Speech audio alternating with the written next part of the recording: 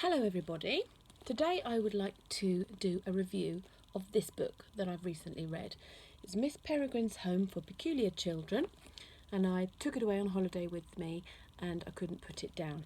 I think it's absolutely brilliant.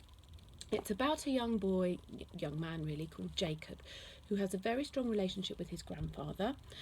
Grandfather was in a concentration camp in the Second World War, escaped from there, and then spent the rest of his life one way or another escaping monsters of all different kinds. And he has as I say, a very strong relationship with his grandson, not so much his own son. He tells a lot of stories, he has a lot of photographs to back up these stories, and Jacob, as he's growing up, loves all of these stories, enjoys them, becomes more sceptical as he gets older.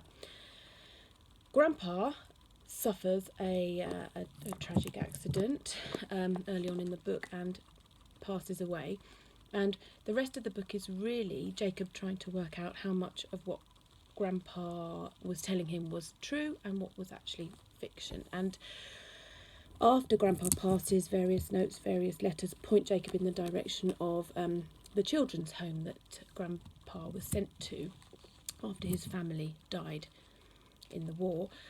And so Jacob wants to make a bit of a pilgrimage there, and on the advice and the backing of his psychiatrist, because he's having a lot of trouble dealing with his grandfather's death, his father takes him over to this island of Wales, where they try and find out, well, Jacob tries to find out more about his grandfather, and therein starts the story, really. Jacob's looking for people who might have known his grandfather to verify some of the stories, and by way of a time loop, he finds these people, and without wanting to give anything away, it's very, very clever. This time loop concept is one I haven't come across before, and it's you spend a lot of time thinking about how it works, and I do have quite a few questions that I would like to ask Ransom about how it works, because it's just beyond my comprehension. But as a story, this works very well.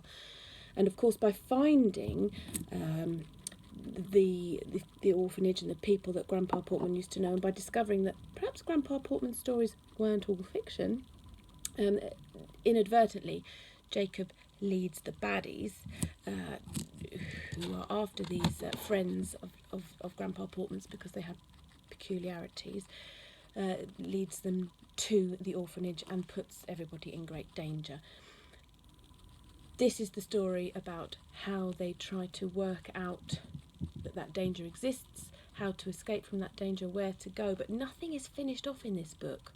Nothing is finalised. This is very much the beginning of the story, and for some people that would be frustrating, but there are I think 2 more books, so you can go on and follow that adventure on with Jacob and his friends as they go on, hopefully to a happy ending in the end, although at this stage I don't know how this is going to all tie up. It's brilliant.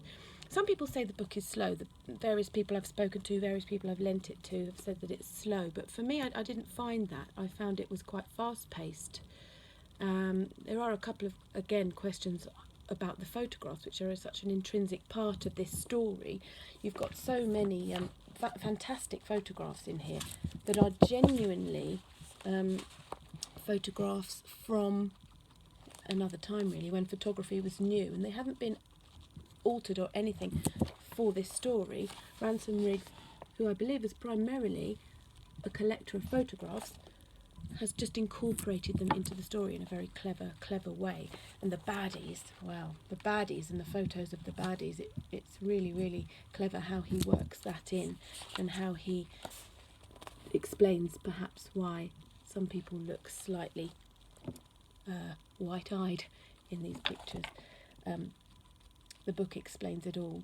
It's one of those fantastical stories that is obviously fiction, but it creates a world of its own, which is totally believable, and that's what I love about it. And as I say, this is the start of the adventure. I can't wait to read the next one. Ransom Riggs, you rock, and I think anybody would enjoy this if they like a bit of intrigue, a bit of excitement, a bit of the supernatural, maybe some history of photography thrown in there. Hermione, what are you doing? It's brilliant. Now I've read the book, I'm allowed to go and watch the film.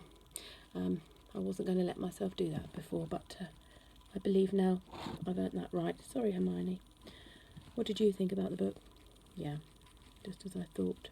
So anyway, thoroughly recommend it. I'd give it 9 out of 10. I do have a question about the date on the photograph of Jacob's father when he's dressed as a bunny. I just didn't know if the date worked out. I would need to just have that explained to me. But otherwise, 9 out of 10. A brilliant read. Totally gripping. Thoroughly recommend it. Miss Peregrine's Home for Peculiar Children by Ransom Riggs. Thank you. Next, let me just get the next book I'm going to review.